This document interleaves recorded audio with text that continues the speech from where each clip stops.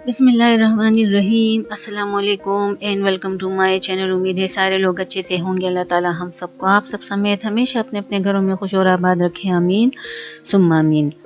तो जैसे कि आप लोगों को दिख रहा है, ये हमारी आज की रेसिपी है और हम लोग इसको कह सकते हैं कुकिंग केक। बहुत बहुत ज़्यादा ये ज़बरदस्त किस्म की रेसिपी है नाश्ते के लिए, शाम की चाय के लिए। तो यहाँ पर ये मैंने आटा जो है वो ले लिया है 1 किलो, और चक्की का आटा नहीं लेंगे, जो आम नॉर्मल हमारे घर में आटा होता है गूंदने के लिए, रोटियां बनाने के लिए, तो वो मैंने ले लिया 1 किलो। और अब इस आटे के अंदर मैं शामिल करने जा रही हूँ ये 1 टेबल स्पून मेरे पास बिल्कुल भर के बेकिंग सोडा है, बेकिंग पाउडर नहीं, बेकिंग सोडा। और ये शीरा है जो कि मैंने बनाया है 500 ग्राम गुड़ और 2.5 गिलास पानी के साथ। तो 2.5 गिलास पानी के अंदर 500 ग्राम गुड़ मैंने डाला, उबाला, उसको ठंडा किया और ये शीरा हमारा बिल्कुल रेडी है। अगर आप लोगों को मीठा ज़्यादा पसंद है तो आप लोग गुड़ की मिकदार में इजाफा कर सकते हैं। फ़िलहाल हम लोगों ने सिर्फ इतना ही पानी डाला है। बाद में आप अपने डो की कंसिस्टेंसी को देखिएगा, अगर मज़ीद चाहिए होगा तो फिर वो आप लोग डाल दीजिएगा। अब मैं इसको मशीन में गूंद रही हूँ क्योंकि मैं इनको एक बल्क में बना रही हूँ, ज़्यादा तादाद में बना रही हूँ, तो इसलिए ये काफ़ी ज़्यादा है। शीरा जो है वो मैं थोड़ा थोड़ा करके शामिल कर रही हूँ। अगर आप लोगों ने इसको हाथों से गूंदना है तो एकदम सारे का सारा शीरा नहीं डालेंगे, थोड़ा थोड़ा करके डालेंगे और उसको हम गूंदते जाएंगे।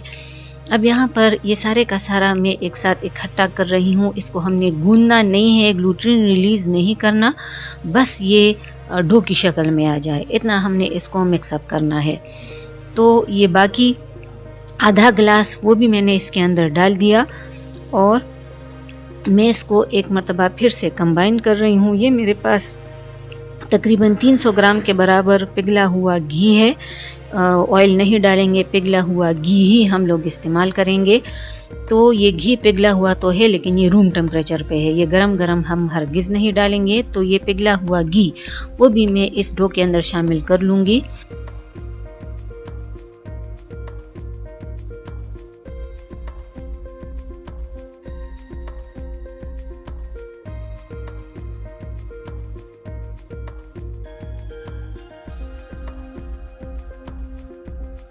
और इसको मैंने भूनने के लिए छोड़ दिया। अब एक चीज़ जो कि आप लोगों को बतानी ज़रूरी है, वैसे तो आप लोगों को कंसिस्टेंसी से भी अंदाज़ा हो रहा होगा, इसका जो टेक्सचर है उससे अंदाज़ा हो रहा होगा कि इसे कितना सॉफ्ट या कितना थिक जो है वो होना चाहिए। ये आप लोग देख लें, तो इतना इसको थिक जो है वो होना चाहिए। अगर ये बहुत ज़्यादा नरम हुआ तो फिर भी अच्छे नहीं बनेंगे, अगर सख्त हुए तो भी नहीं बनेंगे। और ये देखें, हमने जब ये तकरीबन गुनने पे आए तो तब हमने इसमें घी जो है वो शामिल करना है, पहले से शामिल नहीं करना, वरना तो ये अपने अंदर उसको एब्जॉर्ब कर लेगा।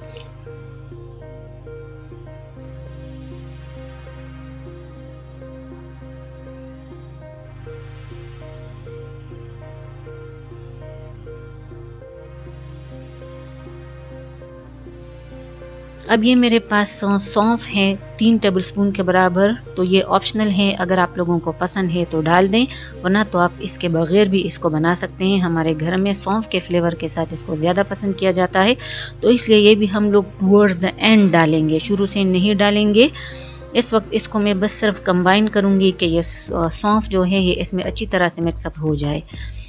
अब जब डो वो मेरा रेडी हो गया तो मैं इसको शेप देने के लिए जा रही हूँ। ये मैं एक ढक्कन इस्तेमाल कर रही हूँ, आधा इंच इसको हमने मोटा जो है वो रखना है, बाकी आप लोगों की अपनी मर्ज़ी, इसको हमने छोड़ना वोड़ना नहीं है। जैसे ये डो रेडी हो जाए इसके, आपने ये जो बिस्किट्स हैं या केक नुमा बिस्किट्स हैं, इसको आपने इस तरह से शेप देना है। आप चाहें तो डायरेक्ट हाथों से भी इसको शेप दे सकते हैं, इससे साइज़ परफेक्ट आता है और मोटाई भी परफेक्ट आती है, तो इसलिए मैं इस चीज़ का इस्तेमाल करूँगी।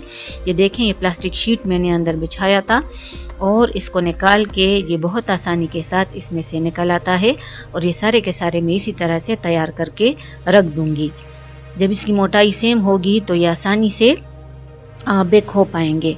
अब यहाँ पर ये अंडे को मैं फेंट रही हूँ, फेंटे हुए अंडे से हम लोग इसको ब्रश करेंगे। आप लोग चाहें तो इसको तवे के ऊपर भी बना सकते हैं, फ्लेम को बहुत लो करके, क्योंकि ये मोटे होते हैं तो पकने में इसको टाइम जो है वो लगता है। तो अब मैं इसको इसकी एग वॉश जो है मैं वो कर रही हूँ। वो भी आप लोगों की अपनी मर्ज़ी, अगर नहीं पसंद तो दूध से भी ब्रश कर सकते हैं अगर किसी को अंडे से इशू है तो, लेकिन इससे कलर बहुत खूबसूरत आता है। और अब मैं इसके ऊपर स्प्रिंकल करूँगी पॉपी सीड्स यानी खसखस। वो बिल्कुल साफ़ सुथरे होने चाहिए, रेत वगैरह उसमें ना हो। ये देखें आप लोग, ये मैंने पहले से धो के रखे हैं। तो इसको स्प्रिंकल कर लेने के बाद इसको मैं बेक करने के लिए डाल दूंगी पहले से गरम अवन में। आपका अवन जो है उसको आपने 180 डिग्री सेंटीग्रेड पे बेक करना है। और मैंने पहले बताया कि आप लोग इसको वैसे भी डायरेक्ट भी कर सकते हैं। तो तकरीबन 20 से 25 मिनट इनको लग जाते हैं अवन में। तो ये इसके बाद ये मैंने निकाल लिए और ये बेहतरीन रेडी हैं। शाम की चाय के साथ इसको हल्का सा आप लोग बस गरम करें, या सुबह नाश्ते में अगर टोस्ट या पराठा वगैरह खाने को जी नहीं चाह रहा तो आप इसको हल्का सा गरम करें और चाय के साथ सर्व करें। यकीन जानिए इतने ये अच्छे लगते हैं, इतने ज़बरदस्त। आपके जो बच्चे हैं वो भी इससे यानी उनको भी ये बहुत ज़्यादा पसंद आएगी, और आप ख़ुद भी जब इसको खाओगे, ट्राई करोगे, आपको भी ये बहुत ज़्यादा पसंद आएगी। अगर वीडियो पसंद आती है तो प्लीज़ ज़्यादा से ज़्यादा लाइक एंड शेयर करें। अगर मेरे चैनल पर नए हैं तो प्लीज़ प्लीज़ प्लीज़ इसको ज़रूर सब्सक्राइब करें। वीडियो देखने के लिए बहुत बहुत शुक्रिया।